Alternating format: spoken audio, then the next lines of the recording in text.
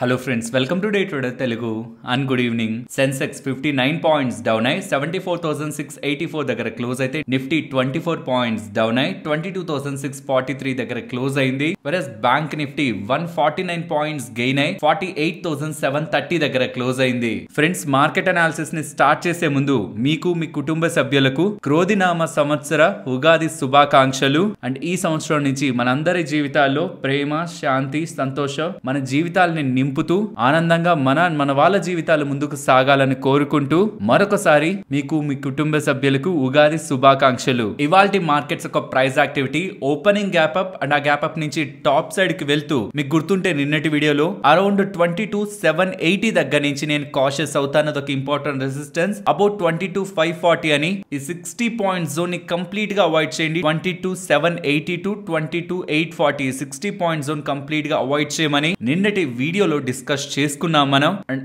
Almost ఆ levels దగ్గర వరకు మార్కెట్ లో ర్యాలీ కనిపిస్తూ గ్యాప్ అప్ నుంచి మూవ్ కనిపిస్తూ అక్కడి నుంచి డౌన్ సైడ్ ఫాల్ మనకి కనిపించింది. అండ్ మనం ఇవాళ గుర్తుంచుకోవాల్సిన ఇంకొక ఇంపార్టెంట్ ఆస్పెక్ట్, ఇవాళ సెటిల్మెంట్ హాలిడే, మోస్ట్లీ వాల్యూమ్స్ కూడా మార్కెట్ లో తక్కువగానే ఉన్నాయి. సో ఇవాళ పెరుగున్నా ఆర్ పడున్నా ఇవాల్టి మూవ్ ని మనం స్టాండర్డ్ మూవ్ గా చూడడానికి లేదు. అండ్ రీసెంట్ టైమ్స్ లో చెప్తున్నదే compared with Nifty, bank Nifty related గా ఇవాళ మీకు స్ట్రెంగ్త్ కనిపించుంటుంది. అండ్ ఇవాళ on banking stock side ICICI bank best గా పర్ఫార్మ్ చేసింది. అండ్ ఇవాళ సెకండ్ హాఫ్ లో మార్కెట్స్ ఇలా ఫాలో అయ్యాయి, కానీ స్టార్టింగ్ ఫస్ట్ హాఫ్ లో మార్కెట్ లో వస్తున్న ర్యాలీతో ఇవాళ కూడా both Nifty, bank Nifty and mid cap కొత్త ఆల్ టైమ్ హైస్ ని హిట్ చేశాయి. వెరాజ్ ఎండింగ్ పాయింట్ కి బ్యాంక్ నిఫ్టీ మాత్రమే పాజిటివ్ లో ఉంది, Nifty and mid cap lower side end అయ్యాయి. అండ్ నేను మీకు చెప్పినట్లు రేపు మనకి యుఎస్ సిపిఐ ఇన్ఫ్లేషన్ డేటా రాబోతుంది. తమ్నైల్ లో రేపు మార్కెట్ తో జాగ్రత్త అని ఎందుకు పెట్టానంటే సిపిఐ ఇన్ఫ్లేషన్ డేటా మన మార్కెట్స్ క్లోజ్ అయ్యే పాయింట్ కి ఎలా వస్తుందని మార్కెట్స్ ఆలోచిస్తాయో, లైక్ ఈసారి కూడా స్ట్రాంగ్ గా డేటా వస్తే మార్కెట్స్ ఫాలో అవుతాయని యుఎస్ మార్కెట్స్ లో ఉంటున్న రియాక్షన్ మన markets closing point of time కి యుఎస్ మార్కెట్స్ లో రిఫ్లెక్ట్ అవుతూ ఉంటే రేపు కూడా మన మార్కెట్స్ లో వోల్టాలిటీ ఉండొచ్చు. బికాస్ మన మార్కెట్స్ క్లోజ్ అయ్యాక వస్తున్న డేటా పాయింట్ అది. అంటే వెనస్డే మన మార్కెట్స్ క్లోజ్ అయ్యాక వస్తుంది, థర్స్డే మన మార్కెట్స్ హాలిడే, అండ్ ఫ్రైడే అది మన మార్కెట్స్ ని రిఫ్లెక్ట్ చేస్తుంది. కాబట్టి ఈవెంట్ వచ్చిన వన్ ట్రేడింగ్ సెషన్ అంతా మన మార్కెట్స్ క్లోజ్ అయి ఉంటాయి. కాబట్టి ఈ లోపు మార్కెట్ లో ఏదైనా స్పెక్యులేషన్ సిపిఐ ఇన్ఫ్లేషన్ డేటా అలా ఉండొచ్చు ఇలా ఉండొచ్చు అని ఆ డేటాకి యుఎస్ మార్కెట్ స్ట్రాంగ్ గా రేపటి సెకండ్ హాఫ్ లో రియాక్ట్ అవుతుంటే దానికి తగ్గట్టే మన మార్కెట్స్ కూడా ముందుగానే దాన్ని ప్రెడిక్ట్ చేస్తూ మార్కెట్స్ లో రిఫ్లెక్షన్ రేపు సెకండ్ హాఫ్ లో ఉండడానికి పాసిబిలిటీ ఉంటుందని నేను ఎక్స్పెక్ట్ చేస్తున్నాను. సరే, ప్రెసెంట్ మార్కెట్ లో ఎలాంటి యుఫోరియా ఉంది ఆ సిపిఐ ఇన్ఫ్లేషన్ డేటా పరంగా? మార్కెట్ లో ఉంటున్న ఎక్స్పెక్టేషన్ అయితే సిపిఐ ఇన్ఫ్లేషన్ డేటా పెరుగుతుందని, యుఎస్ కి సంబంధించిన డేటా పెరుగుతుందని 3.4% మార్చ్ మంత్ కి సంబంధించిన సిపిఐ ఇన్ఫ్లేషన్ డేటా అయితే మార్కెట్ ఎక్స్పెక్ట్ చేస్తుంది. ఫిబ్రవరి మంత్ లో అది 3.2% ఉంది ఇయర్ ఆన్ ఇయర్ కంపారిజన్ లో. మార్చ్ లో మాత్రం 3.4% కి కొంత పెరుగుతుందనే మార్కెట్ ఎక్స్పెక్టేషన్స్ లో ఉంది. ఎందుకంటే రీసెంట్ టైమ్స్ లో అట్టర్ ఫ్లాప్ అయింది కదా market expectation. US jobs data పరంగా ఆల్మోస్ట్ 2,16,000 జాబ్స్ యాడ్ అవుతాయి అనుకుంటే 3,33,000 దగ్గరగా జాబ్స్ యాడ్ అయ్యాయి. సో జాబ్స్ అనుకున్నంత వీక్ గా రాలేదు, అట్టర్ ఫ్లాప్ అయింది ఎక్స్పెక్టేషన్ మార్కెట్ ది. సో ఈసారి కూడా ఎందుకులే మరి న్యూట్రల్ గానో లేకపోతే కొంత పాజిటివ్ గా అనుకోవడం ఎందుకని 0.2% ఫెబ్ తో కంపేర్ చేస్తే మార్చ్ కి ఇయర్ ఆన్ ఇయర్ కంపారిజన్ లో 0.2% గ్రోత్ ని ఆన్ హెడ్ లైన్ లెవెల్లో ఎక్స్పెక్ట్ చేస్తూ ఉండడమే కొంత నెగిటివ్ గానే ఉంటుంది. ఇన్ఫ్లేషన్ పెరుగుతుందనే ఎక్స్పెక్టేషన్స్ లోనే ఉంది. ఇక ఇంతకు మించి బాగా పెరిగిపోయింది అనుకోండి, లైక్ 3.6, 3.5 అలా వచ్చింది అనుకోండి, అది ప్యూర్లీ డిసప్పాయింట్మెంట్. మార్కెట్స్ కరెక్ట్ అవడానికి ఛాన్సెస్ ఉన్నాయి. అండ్ ఈ మాత్రం ఎక్స్పెక్టేషన్స్ రేపు సెకండ్ హాఫ్ లో 3.5, 3.6 అని అనిపిస్తున్నా US markets, Indian equity markets రెండు కూడా కరెక్ట్ అవుతాయి. లేదు 3.4 కంటే below year on year comparison లో పర్సెంటేజ్ టర్మ్స్ లో కానీ ఇన్ఫ్లేషన్ డేటా రికార్డ్ అవుతుంది అని కానీ మార్కెట్ కి అనిపిస్తే మాత్రం మార్కెట్స్ లో ఒక పాజిటివ్ ఎలిమెంట్ గా వర్క్ అవుతుంది. ఏదనేది రేపు సెకండ్ హాఫ్ లో మార్కెట్ ఒక డైరెక్షన్ ఇంపాక్ట్ చేస్తుంది. కాబట్టి రేపు సెకండ్ హాఫ్ వోలటైల్ గా ఉంటుందన్న విషయాన్ని ట్రేడర్స్ గుర్తుంచుకోవాలి. రేపు బ్యాంక్ నిఫ్టీ ఎక్స్పైరీ కూడా. So second half probably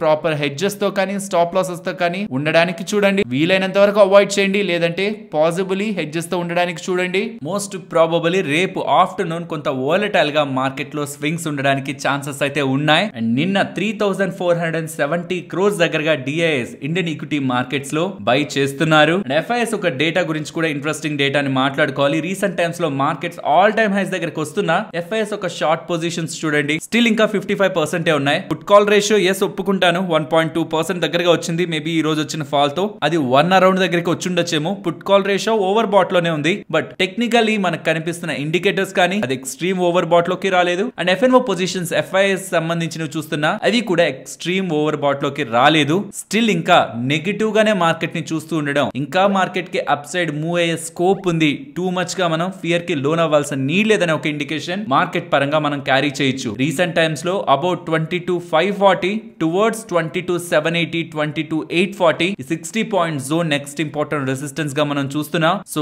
important resistance దగ్గరికి వచ్చినప్పుడు బులిష్ గా మార్కెట్ ని చూసి మన రిస్క్ రివార్డ్ ని డామేజ్ చేసుకోవడం కంటే రెసిస్టెన్స్ దగ్గరికి వచ్చినప్పుడు మన పొజిషన్స్ నుంచి పక్కకు వచ్చి ఈ జోన్స్ అబౌవ్ మళ్ళీ మార్కెట్ ప్రీవియస్ గా ఎలా అయితే ఈ లెవెల్స్ అబౌవ్ వచ్చి క్లోజ్ అయ్యి మార్కెట్ స్ట్రాంగ్ గా మూవ్ అయిందో అలానే మార్కెట్ ఈ లెవెల్స్ అబౌవ్ వచ్చి సస్టైన్ అవ్వగలుగుతూ ఉంటే ఇంకొక 200 పాయింట్స్ మూవ్ దగ్గరగా 23,050, 60 దగ్గరగా కూడా మార్కెట్ లో స్ట్రాంగ్ మొమెంటం ఉండడానికి ఛాన్సెస్ ఉన్నాయి. బట్ సిపిఐ ఇన్ఫ్లేషన్ డేటా అయితే మార్కెట్ మనకు కనిపించట్లేదు కానీ అంత సీరియస్ గా తీసుకుంటున్నట్లు సీరియస్ గానే తీసుకుంటుంది. నేను నిన్నటి వీడియోలో చెప్పాను కదా, డేటా పాయింట్స్ అన్ని ఎకనామిక్ డేటా పాయింట్స్ అన్ని రీసెంట్ టైమ్స్ లో స్ట్రాంగ్ గా ఉంటున్నాయి. దానికి తోడు ఈ సిపిఐ ఇన్ఫ్లేషన్ డేటా కూడా స్ట్రాంగ్ గానే వస్తే ఎంత ఫెడ్ చైర్మన్ ఇప్పుడు మనకి ఎలా ఉంటున్నా వడ్డీ రేట్లు కట్ చేస్తాను 3 రేట్ కట్స్ దగ్గరగా ఉంటాయి. ఈ స్టేట్మెంట్స్ ఎంత చేస్తున్నా సిపిఐ ఇన్ఫ్లేషన్ డేటా దారుణంగా పెరిగిపోతూ ఎకానమీ అంతా స్ట్రాంగ్ గా ఉంటుంటే ఖచ్చితంగా తను రేట్ కట్ అయితే చేయరు కదా. అది థియరీకి ఆపోజిట్. తను ప్రాక్టికల్ గా చెప్తున్నారు ఎలా ఉన్నా చేస్తా అని, బట్ థియరిటికలీ డేటా ఏ మాత్రం స్లో డౌన్ అవ్వకుండా తను రేట్ కట్ చేయాలనే ఉద్దేశం కూడా ఉండదు. కాబట్టి మార్కెట్ మోస్ట్లీ నెగ్లెక్ట్ చేసింది. ఇప్పటి వరకు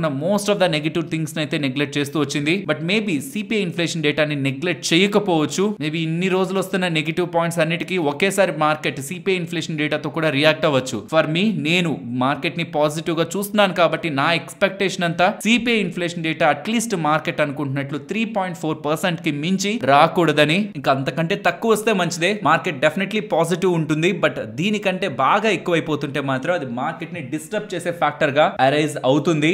ఇఫ్ ఇన్ కేస్ మార్కెట్ లో అలాంటి నెగిటివిటీ స్టార్ట్ అయ్యి డౌన్ సైడ్ కి ఫాలో అవుతుంటే ఫస్ట్ లెవెల్ గా నేను చూసినది అయితే 22,540 ఆన్ క్లోజింగ్ బేసిస్ ఈ లెవెల్ బిలో వెళ్ళి క్లోజ్ అవడం. రీసెంట్ టైమ్స్ లో మల్టిపుల్ టైమ్స్ మార్కెట్ రెస్పెక్ట్ చేసిన జోన్ ని బ్రేక్ చేసి ఫెయిల్ అవుతున్నట్టు కాబట్టి ఈ లెవెల్ బిలోకి వెళ్ళడమే మార్కెట్ ఒక ఫస్ట్ వీక్నెస్ గా గమనిస్తాను. Second the 22,250. ఇది నేను చెప్పాల్సిన నీడ్ లేదు, ఛానల్ ని ఫాలో అవుతున్న వాళ్ళకి చాలా టైం బ్యాక్ నుంచి ఐడియా ఉంటుంది. ఇది చాలా అంటే చాలా ఇంపార్టెంట్ లెవెల్. ఈ లెవెల్ బ్రేక్ అయితే మార్కెట్ రిలేటెడ్ గా నాకుంటున్న బులిష్ వ్యూ ని టెంపరీగా పక్కన పెట్టి రేంజ్ బౌండ్నెస్ కి అయితే వెళ్తాను. సో సింప్లీ ఈ 250 పాయింట్ జోన్ అయితే నాకు సంబంధించి no trading zone, range bound గా కూడా కాదు. అబౌట్ 22,250 నేను మార్కెట్ ని అప్ సైడ్ కి ఎక్స్పెక్ట్ చేస్తున్నాను. అప్ సైడ్ కూడా బ్రేక్ అయ్యి అప్ సైడ్ సస్టైన్ అవుతుందని ఎక్స్పెక్ట్ చేస్తాను. సో ఇది నాకు సంబంధించి నేను ఎటువంటి strong views towards range boundness కానీ టువర్డ్స్ డైరెక్షనల్ కానీ తీసుకోను. ఓన్లీ ఆన్ బ్రేకింగ్ 22,250 మార్కెట్ ని రేంజ్ బౌండ్ గా చూస్తాను. కానీ అప్పటి వరకు మార్కెట్ లో ఉంటున్న ప్రెసెంట్ సెంటిమెంట్ స్ట్రాంగ్ బులిష్ గా ఉంది కాబట్టి అన్లెస్ ఏదైనా ఒక స్ట్రాంగ్ నెగిటివ్ ఫ్యాక్టర్ మార్కెట్ ని డిస్టర్బ్ చేసి 22,250 బిలో తీసుకువెళ్తే తప్పించి ఆన్ క్లోజింగ్ బేసిస్ మార్కెట్ ని ఈవెన్ రేంజ్ బౌండ్ గాను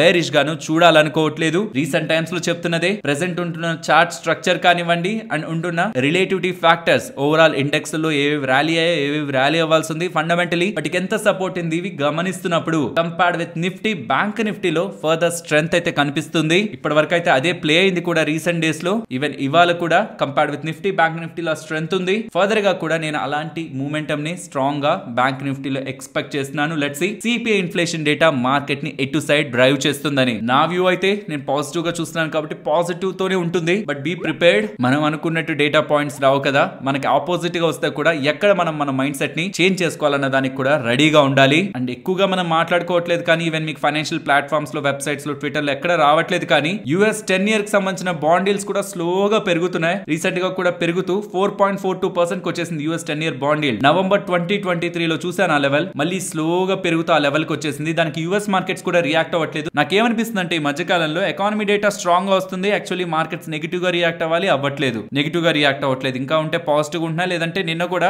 US మార్కెట్స్ న్యూట్రల్ గానే ఉంటున్నాయి. సో నెగిటివ్ ని రెసిస్ట్ చేస్తున్నాయి. US bond deals 10 year bond deals అంత పెరిగినప్పుడు డెఫినెట్ గా మార్కెట్స్ లో కరెక్షన్ రావాలి, బట్ అది కూడా రావట్లేదు. సో నెగిటివ్ కి రీసెంట్ డేస్ లో మార్కెట్ రియాక్ట్ అవ్వట్లేదు బికాస్ ఫెడ్ వాళ్ళు చేసిన కామెంట్స్ వల్ల. మరి US CPI inflation data fed వాళ్ళ మైండ్ సెట్ ని సపోర్ట్ చేయకపోతే ఫెడ్ చైర్మన్ చెప్పిన మాటల్ని కూడా మార్కెట్ రెస్పెక్ట్ చేయదేమో అని నేను భావిస్తున్నాను. లెట్స్ సీ ఎలా CPI ఇన్ఫ్లేషన్ డేటా మార్కెట్ ఒక సెంటిమెంట్ ని ఇంపాక్ట్ చేస్తుంది రేపు అని. అండ్ అగైన్ ఇంకొకసారి క్లారిఫికేషన్ చెప్తున్నాను, రేపు డేటా వస్తుంది ఈవినింగ్ మన మార్కెట్స్ క్లోజ్ అయ్యాక. కానీ ఆ తర్వాత రోజు I mean 11th April market holiday కాబట్టి 12th April న అది మన మార్కెట్స్ ని హిట్ చేస్తుంది. అండ్ రేపు ఈవినింగ్ వచ్చే డేటా రిలేటెడ్ గా ప్రెడిక్షన్స్ యుఎస్ లో కదా, ప్రెడిక్షన్స్ ఆఫ్టర్నూన్ అండ్ మన markets closing point of time కి ఏ మాత్రం అక్కడ సెంటిమెంట్ టర్న్ అవుతున్నా, ఏదో ఒక జర్నల్ లో కానీ ఇంకెక్కడైనా కానీ సెంటిమెంట్స్ ఇవి ఇలా టర్న్ అవుతాయి, సర్ప్రైజ్ చేయొచ్చు, ఇలాంటివి ఏవైనా అక్కడ మార్కెట్ సెంటిమెంట్ ని డిస్టర్బ్ చేసి అక్కడ మార్కెట్ లో ఏదైనా కరెక్షన్ వచ్చినా రేపు మన మార్కెట్ సెకండ్ హాఫ్ లో కూడా ఆ కరెక్షన్స్ ని డౌన్ సైడ్ కానీ ఆర్ ఏదైనా పాజిటివ్ సెంటిమెంట్ అక్కడ రైజ్ అవుతున్నా అప్ సైడ్ కానీ స్ట్రాంగ్ గా ఉండడానికి ఛాన్సెస్ ఉంటాయి. కాబట్టి రేపు ఆఫ్టర్నూన్ ట్రేడర్స్ కొంత కాషియస్ గా ఉండాలి. అండ్ ఫ్రెండ్స్, ఇలా మార్కెట్ లో ఉంటున్న డేటాను అనాలిసిస్ చేస్తూ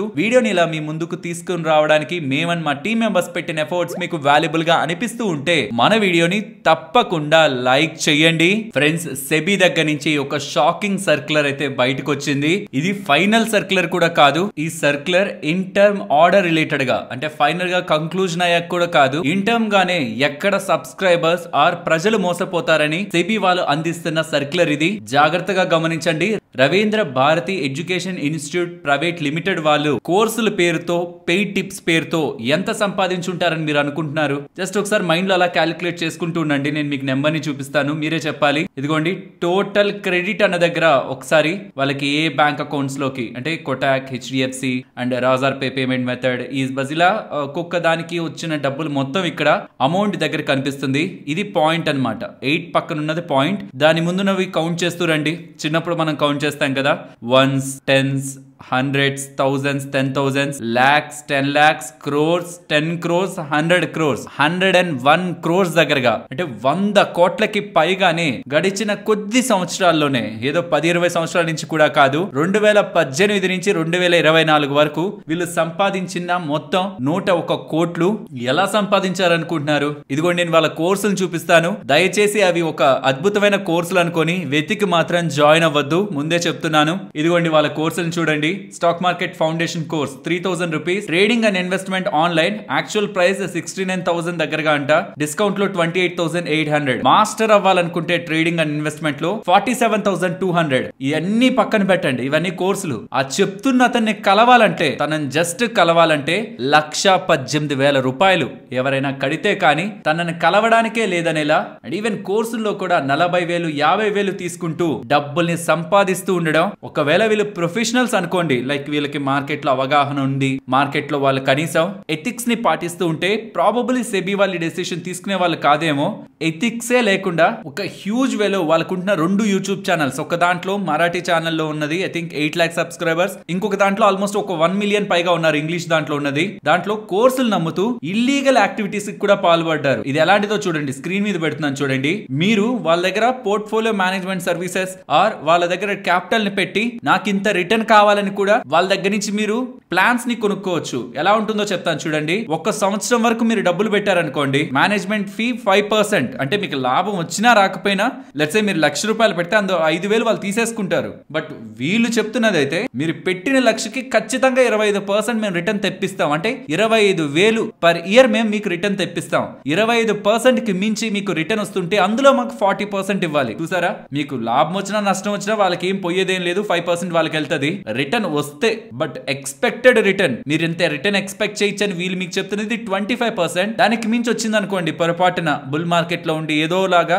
లాభం వచ్చింది అనుకోండి, అందులో మీకు 60%, వాళ్ళకి 40%. ఇక్కడ అటు తిరిగి ఇటు తిరిగి నష్టపోతున్నది డబ్బులు వేస్తున్న అతనే. 25% రిటర్న్ అంటే సర్లే, వాళ్ళు ఏదైనా స్మాల్ క్యాప్స్ లోనో మైక్రో క్యాప్స్ లోనే ఇన్వెస్ట్మెంట్ చేస్తారు, డైవర్సిఫైడ్ గా పెట్టుకొని చేస్తారేమో అనుకోవచ్చు. 3 years వరకు ఇన్వెస్ట్మెంట్ చేస్తే 100% రిటర్న్, 5 years వరకు అయితే 200%, 10 years వరకు అయితే 1000% రిటర్న్. అండ్ ప్రాఫిట్ షేరింగ్ కూడా తగ్గుతూ వచ్చింది, బట్ మేనేజ్మెంట్ ఫీ పెరుగుతూ వచ్చింది. ఇది వీళ్ళు భలే బ్యాలెన్స్డ్ గా పెట్టారు. అల్టిమేట్ గా కోర్సుల ద్వారా, పెయిడ్ టిప్స్ ద్వారా, ఇన్వెస్ట్మెంట్ అడ్వైజరీ సర్వీసెస్ ద్వారా, ప్రాఫిట్ షేరింగ్ ద్వారా, వీటి అన్నిటి ద్వారా వీళ్ళు సంపాదించింది ఇందాక చూసాం కదా 101 crores. సో ఫైనలీ ఇక్కడ కంక్లూజన్ నేను చెప్పాలనుకుంటున్నది, 101 కోట్లు సంపాదించారు కదా. అసలు వాళ్ళు సక్సెస్ఫుల్ కాదా స్టాక్ మార్కెట్ అనేది పక్కన పెట్టి, రీటైలర్స్ బ్లైండ్ గా వాళ్ళు వేస్తున్న అడ్వర్టైజ్మెంట్స్ ని, వాళ్ళు చెప్తున్న మాటల్ని, మీరు మాకు డబ్బులు ఇస్తే మేము మీకు ఇంత రిటర్న్స్ తీసుకొస్తామని చెప్పి అంత డబ్బుల్ని కట్టారు కదా, ఇప్పుడు వాళ్ళ మీద సెబీ వాళ్ళు ఆర్డర్ ని తీసుకొచ్చారు, వాళ్ళతో పోతుందా? ఇప్పుడు కొత్తగా ఇంకొక నలుగురు వస్తారు. నేను ప్రీవియస్ గా చాలా సార్లు మన సబ్స్క్రైబర్స్ కి చాలా సందర్భాల్లో చెప్తూ వస్తున్నాను, సోషల్ మీడియాలో కానీ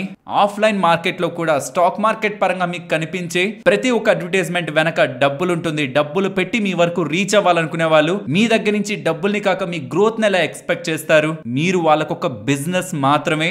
అండ్ ఈవెన్ ఇప్పుడు మనం మాట్లాడుకున్న 101 crores వాళ్ళు కూడా డీమ్యాట్ అకౌంట్ రిలేటెడ్ గా కూడా ఆ డీమ్యాట్ అకౌంట్ వాళ్ళ డీమ్యాట్ అకౌంట్ ఓపెన్ చేసుకుంటేనే ఫౌండేషన్ కోర్స్ ఫ్రీగా ఇస్తారనేలా కూడా వీళ్ళు కూడా డీమ్యాట్ అకౌంట్ రిలేటెడ్ గా కూడా లింక్ చేస్తున్నారు. అండ్ ఈ ఆర్డర్ లో ఉంటున్న డేటా ప్రకారం చాలా సార్లు ఆర్డర్స్ ఎవరెవరైతే ఇలా డీమ్యాట్ అకౌంట్ ద్వారా వాళ్ళ దగ్గర ఓపెన్ చేసుకొని ఉంటారో దాంట్లో చాలా వరకు ఆర్డర్స్ రిపీటెడ్ గా మార్చుతూ వస్తున్నారని. సో ఒక పాయింట్ కి ఏమవుతుందంటే ఖచ్చితంగా మీరు ఎవరెవరైతే డీమ్యాట్ అకౌంట్స్ ని ఓపెన్ చేసుకుంటారో వాళ్ళకే మేము ఈ సర్వీస్ ని ప్రొవైడ్ చేస్తామని మన అకౌంట్ తో డీమ్యాట్ అకౌంట్ లో ఓపెన్ చేయించేశాక వాళ్ళకి డైలీ ఒక బై ఒక సెల్ ఇచ్చినా చాలు పెద్ద మొత్తంలో కమిషన్లు జనరేట్ అవుతూ ఉంటాయి. ఇది కూడా కాన్ఫ్లిక్ట్ ఆఫ్ ఇంట్రెస్ట్ కిందకు వస్తుంది. ఇదే కారణం ఈవెన్ మాకు రిఫరల్ లింక్స్ ఉన్నాయి, అది ఓపెన్ చేస్తే మాకు అడ్వాంటేజ్ ఉంటుందని తెలుస్తున్నా కోర్సులు పెయిడ్ టిప్స్ కాకపోయినా అకౌంట్ ఓపెన్ చేసిన వాళ్ళకి మా రిలేటెడ్ గా ఏదో ఒక చిన్న సర్వీస్ ప్రొవైడ్ చేస్తామని కూడా చెప్పకపోవడానికి దానికి పెయిడ్ కోర్స్ కి ఎటువంటి డిఫరెన్స్ లేదని మాకు అనిపించే మేము ఆ స్టెప్ ఇప్పటికీ తీసుకోలేదు. సో ఏముందులే ఒక అకౌంటే కదా అనుకుంటారేమో, బట్ దాని వెనక కూడా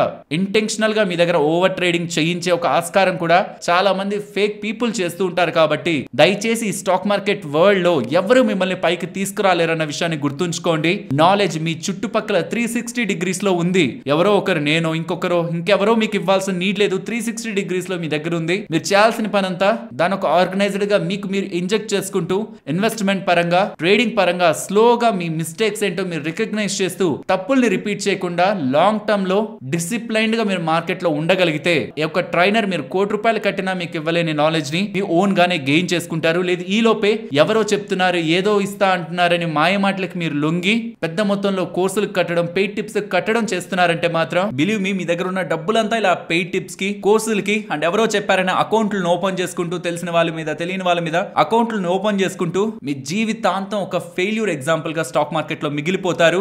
ఎవరినో కాదు మిమ్మల్ని మీరు నమ్మాలి. అండ్ ఫైనలీ కేసు రిలేటెడ్ గా సెబీ వాళ్ళు కలెక్ట్ చేసిన అన్నిటి డబ్బుల్ని వెనక్కి అడగలేదు. ఇల్లీగల్ రూట్ లో ఎక్కడెక్కడైతే కలెక్ట్ చేశారో వాటిని వెనక్కి అడుగుతున్నారు 12 కోట్లకి దగ్గరగా. అండ్ గుర్తుంచుకోండి ఇది ఫైనల్ అమౌంట్ కాదు. ఇన్వెస్టిగేషన్ హాఫ్ లో ఉన్నప్పుడు వీళ్ళు ఇష్యూ చేసిన ఇంటర్మ్ ఆర్డర్ కాబట్టి ఇప్పుడు 12 కోట్లు. మిగిలిన డబ్బులు కూడా పర్టికులర్ గా కోర్స్ రిలేటెడ్ గా కలెక్ట్ చేసిన డబ్బులు కూడా ఇల్లీగల్ గా రాంగ్ వేలో కలెక్ట్ చేశారు. ప్రజల్ని మభ్య పెట్టి కలెక్ట్ చేశారని వాళ్ళకి అర్థం అవుతుంటే మేబీ దాని రిలేటెడ్ గా అడగచ్చు, ఈవెన్ పెనాల్టీ వేసి కూడా అడగచ్చు. నాట్ జస్ట్ మనీ 12 కోట్లతో పాటు ఫైనల్ ఆర్డర్ వచ్చేంత వరకు వీళ్ళని స్టాక్ మార్కెట్ నుంచి బ్యాన్ చేయడం కూడా జరిగింది. లెట్స్ సీ ఫైనల్ ఆర్డర్ వచ్చిన తర్వాత ఫర్దర్ గా డిస్కస్ చేస్తాం. ఈ 12 కోట్లు కాకుండా ఇంకేదైనా అడిషనల్ గా వీళ్ళు ఫైన్స్ ని సెబీ వాళ్ళ దగ్గర నుంచి ఎదుర్కొంటున్నారా అని. అండ్ ఫ్రెండ్స్ ఇవాళ గమనించారా హిందుస్థాన్ జింక్ స్టాక్ 16% అండ్ అందులో 60% దగ్గరగా వాటాని హోల్డ్ చేసిన వేదాంత 4.5% దగ్గరగా ఇంట్రాడే సెషన్స్ లో పెరిగాయి. దీని బ్యాక్ మీకు ఏ స్ట్రాంగ్ అప్డేట్ కనిపించదు. దీని రిలేటెడ్ గా ఉన్న రీజన్ ని నిన్నటి వీడియోలోనే డిస్కస్ చేసుకోవడం జరిగింది. Hindustan zinc and Vedanta silver prices last 1 week లో 11% అండ్ లాస్ట్ 1 మంత్ లో 14% పెరిగాయి. And silver as an industrial metal కూడా కాబట్టి ఆల్రెడీ పెరిగింది అండ్ అప్కమింగ్ డేస్ లో కూడా పెరగడానికి స్కోప్ ఉంటుంది. కాబట్టి దీని రిలేటెడ్ గా ఇండియాలో లిస్ట్ అయిన ఓన్లీ ప్లేయర్ హిందుస్థాన్ జింక్. 20% దగ్గరగా రెవెన్యూస్ ఉంటూ హై మార్జిన్స్ ఉంటున్న బిజినెస్ వీళ్ళకి కాన్స్టెంట్ గా అలా పెరుగుతుంటే ఆటోమేటిక్ గా వీళ్ళ ప్రాఫిట్స్ ఇంప్రూవ్ అవుతాయని మార్కెట్ ముందుగానే ప్రిడిక్ట్ చేస్తూ స్టాక్ లో ఇవాళ రివార్డ్ ని ఇచ్చింది. ఇవాళ ఒక పాయింట్ లో నెగిటివ్ లో ఉన్న స్టాక్ అక్కడి నుంచి గ్రాడ్యువల్ గా 16-17% పెరిగింది. బట్ స్టిల్ హిందుస్థాన్ జింక్ లో మెజారిటీ ఆఫ్ వాటాని హోల్డ్ చేస్తే వేదాంత కూడా ఈ సిల్వర్ రిలేటెడ్ గా ఉంటున్న ప్లేన్ ఇండైరెక్ట్ గా గెయిన్ అవ్వడానికి one of the important listed stock గా గమనించవచ్చు. నెక్స్ట్ May 20 మనకి ఎటువంటి హాలిడే కూడా లేదు. యాక్చువల్లీ మండే ఆ రోజు, కానీ పార్లమెంట్ ఎలక్షన్స్ కారణంగా May 20 ఈ మండేని మార్కెట్ హాలిడేగా NSE వాళ్ళు డిక్లేర్ చేయడం జరిగింది. ఫ్రెండ్స్ ఇది ఒక రిజల్ట్స్ అనాలిసిస్ లో చూడకండి, చాలా ఇంట్రెస్టింగ్ అనిపించాయి నెంబర్సే కాదు ఫర్దర్ గా వాళ్ళ ఫ్యూచర్ గ్రోత్ రిలేటెడ్ గా కానీ బ్యాక్వర్డ్ ఇంటిగ్రేషన్ పరంగా కానీ అండ్ ప్రెసెంట్ డిస్కషన్స్ లో ఉంటున్న ఆర్డర్స్ వాళ్ళు చెప్తున్న నెంబర్ చాలా పెద్దదిగా ఉంది. అందులో 20% కన్వర్ట్ అవుతున్న ఆర్డర్స్ లోకి ఇది ఒక హ్యూజ్ నెంబర్ గా కమింగ్ డేస్ లో తయారవుతుంది. ప్రెసెంట్ అయితే ఒక స్మాల్ క్యాప్ స్టాక్, బట్ వీళ్ళ నెంబర్స్ ప్రెసెంట్ నెంబర్స్ సర్ప్రైజ్ చేస్తున్నాయి. అండ్ ఫ్యూచర్ టార్గెట్స్ కూడా వీళ్ళు చెప్తున్న టార్గెట్స్ కూడా అవుట్ ఆఫ్ ద బాక్స్ అయితే ఉంటున్నాయి. వీళ్ళ నెంబర్స్ మీరు స్క్రీన్ పైన గమనించండి. ఇయర్ ఆన్ ఇయర్ కంపారిజన్ లో వీళ్ళ ప్రాఫిట్స్ 3 times దగ్గరగా గ్రో అవుతున్నాయి. And significant significant improvement in margin and with strong business growth. వీళ్ళొక ట్రెమండస్ జర్నీని లాస్ట్ ఫ్యూ క్వార్టర్స్ నుంచి చేస్తున్నారు. స్టాక్ ప్రైస్ కూడా దానికి తగ్గట్టే మూవ్ అయింది. బట్ ఆ ఎక్స్పెన్సివ్ వాల్యుయేషన్స్ ని జస్టిఫై చేస్తూ ప్రెసెంట్ నెంబర్స్ తో జస్టిఫై చేశారు. బట్ ఫ్యూచర్ లో కూడా స్టాక్ గ్రో అవడానికి ఛాన్సెస్ ఉన్నాయనేలా వీళ్ళ ఆర్డర్ బుక్ రిలేటెడ్ గా స్ట్రాంగ్ గైడెన్స్ ఇస్తున్నారు. ఇది యాక్చువల్లీ అట్రాక్ట్ చేస్తున్నది. 3 times గ్రో అయింది ప్రాఫిట్ అనగానే మనం ఇన్వెస్ట్మెంట్ చేయలేం కదా. ఈసారి గ్రో అయింది, నెక్స్ట్ టైం గ్రో అవుతుందని గ్యారంటీ ఏంటి? ఇది మనకి ఆర్డర్స్ ఎంక్వైరీస్ 17,176 crores లో జరుగుతున్నాయి అన్నారు. అంటే ఇంకా ఫైనలైజ్ అవ్వలేదు, డిస్కషన్స్ లో ఉన్నాయి. అందులో 20% వెళ్ళి వీళ్ళ ఆర్డర్ బుక్ కి యాడ్ అవుతున్నా నెక్స్ట్ FY25 కి అది ఆల్మోస్ట్ 3,400 crores దగ్గరగా ఆర్డర్ బుక్ లోకి కన్వర్ట్ అవుతుంది. అండ్ ఇదే కాదు, బ్యాక్వర్డ్ ఇంటిగ్రేషన్ కూడా FY25 లో కంప్లీట్ చేస్తారంటున్నారు. అండ్ QIP ని కూడా 500 crores కి సంబంధించింది first half of Q1 FY25 లోపే కంప్లీట్ చేస్తారంటున్నారు. ఈ స్టేట్మెంట్స్ అన్ని ఎలా ఉన్నాయంటే ఎగ్జిస్టింగ్ గా రోబస్ట్ గ్రోత్, పర్టికులర్ గా నేను ఎక్కువ ఫోకస్ చేసింది ఆర్డర్ బుక్ పైన. స్ట్రాంగ్ ఆర్డర్ బుక్ గ్రోత్ ఉంది ఆల్రెడీ, అండ్ ఫ్యూచర్ లో కూడా ఉంటుందనేలా వీళ్ళ స్టేట్మెంట్స్ కనిపిస్తున్నాయి.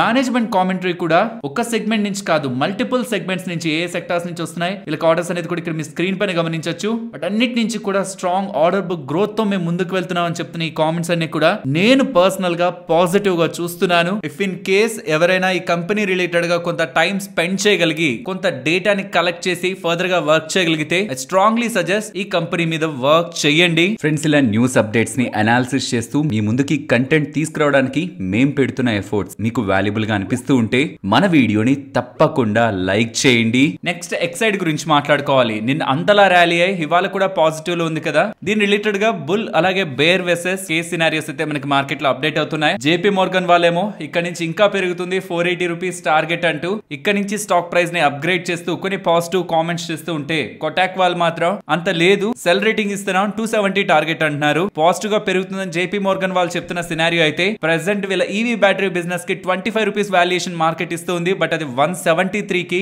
రీసెంట్ గా హ్యుండాయ్ అలాగే కియా వాళ్ళతో వచ్చిన ఆర్డర్ తో టైఅప్ తో మూవ్ అవుతుంది కాబట్టి ఎక్స్పెన్సివ్ వాల్యుయేషన్స్ జస్టిఫై అవుతాయని టువర్డ్స్ 480 టార్గెట్ ని ఎక్స్పెక్ట్ చేయొచ్చని ఎలా JP Morgan వాళ్ళు చెప్తుంటే కొటాక్ వాళ్ళు మాత్రం ఆల్రెడీ ఎక్స్పెన్సివ్ వాల్యుయేషన్స్ లో ఉన్నాయి. Even in the best case coming times లో వీళ్ళకి బిజినెస్ పెరిగినా అది కమోడిటీ నేచర్ లోనే ఉంటది.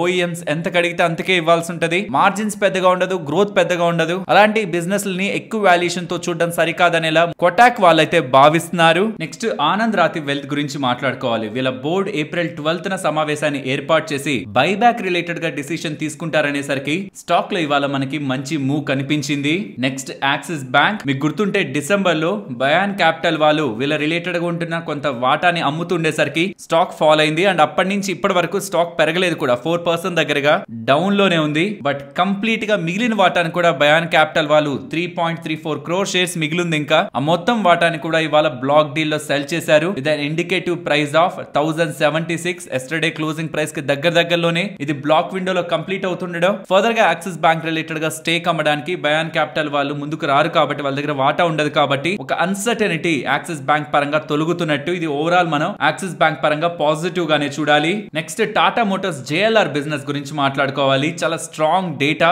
వీళ్ళ JLR పరంగా కనిపిస్తుంది, అది మీకు స్క్రీన్ పైన కనిపిస్తూ ఉంటుంది. ఓవరాల్ వీళ్ళ బిజినెస్ UK, నార్త్ అమెరికాలో స్ట్రాంగ్ గా పర్ఫార్మ్ చేసింది. చైనా అండ్ యూరోప్ లో కొంత స్లగ్గిష్ గా, కొంత వీక్ గా ఉంది. అండ్ చైనాలో అన్సర్టనిటీ గురించి మనకు చాలా టైం బిఫోర్ నుంచే తెలుసు. అండ్ రీసెంట్ గా చైనా వాళ్ళు కొంత మెజర్స్ ని కూడా తీసుకున్నారు కాబట్టి కార్ సేల్స్ బూస్ట్ చేసేందుకు. అది కమింగ్ క్వార్టర్స్ లో JLR బిజినెస్ డేటాలో మనకి రిఫ్లెక్ట్ అవుతుంది. But as of now North America, UK లో strong data and even overseas లో కూడా హోల్సేల్ డేటా స్ట్రాంగ్ గా JLR హోల్సేల్ డేటాలో కనిపిస్తూ ఉండడం అప్కమింగ్ నెంబర్స్ లో టాటా మోటార్స్ స్ట్రాంగ్ నెంబర్స్ ని పోస్ట్ చేయడానికి స్కోప్ ఉంటుందన్న ఇండికేషన్ మార్కెట్ కి వెళ్తుంది. నెక్స్ట్ గ్లాండ్ ఫార్మా గురించి మాట్లాడుకోవాలి. 2 entities, Nicomac Machinery and RP Advisory వాళ్ళు వీళ్ళిద్దరూ కలిపి కంబైన్డ్ గా 4.4% equity with floor price of 1725. నిన్నటి క్లోజింగ్ తో చూస్తే 7% డిస్కౌంట్ తో ఇవాళ గ్లాండ్ ఫార్మాకి సంబంధించిన తమ వాటాల్ని బ్లాక్ ట్రేడ్ లో అమ్ముతూ ఉండడం, 1400 crores రైజ్ చేస్తూ ఉండడం, 7% డిస్కౌంట్ లో సెల్ చేస్తూ ఉండేసరికి స్టాక్ లో ఇవాళ సెల్లింగ్ ప్రెషర్ కనిపించింది. నెక్స్ట్ శిల్పా మెడికేర్ గురించి మాట్లాడుకోవాలి. వీళ్ళు 500 crores కి సంబంధించిన QIP ని ఇష్యూ చేస్తారంటున్నారు. మీన్స్ వీళ్ళు పెద్ద పెద్ద ఇన్స్టిట్యూషనల్ ఈక్విటీ ప్లేయర్స్ కి 477 రూపీస్ పర్ షేర్ లో ఎస్టర్డే క్లోజింగ్ ప్రైస్ తో చూస్తే 6% డిస్కౌంట్ తో ఇష్యూ చేసి 500 crores దగ్గరగా మనీని రైజ్ చేస్తారని ఎక్స్చేంజెస్ కి అప్డేట్ చేస్తున్నారు. సేమ్ అలాగే స్టెర్లైట్ టెక్నాలజీస్ వాళ్ళు కూడా 119 రూపీస్ పర్ షేర్ లో QIP ద్వారా ఫస్ట్ అయితే 800 crores రైజ్ చేస్తారంటున్నారు. డిమాండ్ బాగుంటే ఇంకొక 200 crore, టోటల్ గా 1000 crores. ఇది ఇంట్రెస్టింగ్. Overall company 5600 crore. అందులో 1000 crores రైజ్ చేస్తున్నారంటే ఒక big dilution, equity dilution Sterlite technologies లో కనిపిస్తున్నట్టు. సో ఈ 2 కంపెనీస్ QIP ద్వారా డబ్బుల్ని రైజ్ చేస్తాయనేలా ఎక్స్చేంజెస్ కి అప్డేట్స్ అయితే చేస్తున్నారు. నెక్స్ట్ నిఫ్టీ అలాగే bank Nifty support and resistance present ఉన్న లెవెల్స్ నుంచి డౌన్ సైడ్ 22,620 వాళ్ళ తీసుకున్న లెవెల్. ఇఫ్ అది బ్రేక్ అయితే 22,560 అంటే ఎగ్జాక్ట్లీ 560 కాదు, 560 to 540 ప్రీవియస్ గా కూడా మనం గమనించాం. ప్రాబబ్లీ ఈ లెవెల్ బ్రేక్ అయ్యి మార్కెట్ బిలో క్లోజ్ అవుతుంది ఆన్ డైలీ బేసిస్. ఇమీడియట్ గా నేను అనుకోవట్లేదు. మేబీ సెకండ్ హాఫ్ లో చెప్పాను కదా మార్కెట్ లో గ్లోబల్ మార్కెట్స్ ని బట్టి మూవ్ ఉండొచ్చని. ఆ డేటా పాయింట్ ప్రాబబ్లీ మార్కెట్ ని మూవ్ చేయొచ్చు. జాగ్రత్త, రేపు సెకండ్ హాఫ్ వోల్టైల్ గా ఉండొచ్చు. And upside 22,687 about 22,750. Bank Nifty downside 48,650 and ఆ below 48,470 above 48,840 and above 49,50. Previous గా చెప్తున్నట్లు 22,540 అబౌవ్ మార్కెట్ ఉంది కాబట్టి ఇంకా మనకి రేంజ్ బౌండ్ కన్ఫర్మేషన్ కూడా లేదు. మార్కెట్ లో కంటిన్యూస్ గా రెసిస్టెన్స్ అన్నిటిని బ్రేక్ చేసుకుని అప్ సైడ్ కి వెళ్తుంది. ఏ మాత్రం కన్ఫర్మేషన్ మార్కెట్ లో వీక్నెస్ ఉందనేలా మనకు అనిపిస్తున్నా దెన్ రేంజ్ బౌండ్నెస్ గురించి మాట్లాడుకుందాం. అప్పటి వరకు రేంజ్ ని మార్కెట్ రిలేటెడ్ గా నేను గమనించట్లేదు. మరొక ఇంట్రెస్టింగ్ వీడియోతో మళ్ళీ మీ ముందుకు వస్తాను. అంతవరకు టేక్ కేర్. జై హింద్.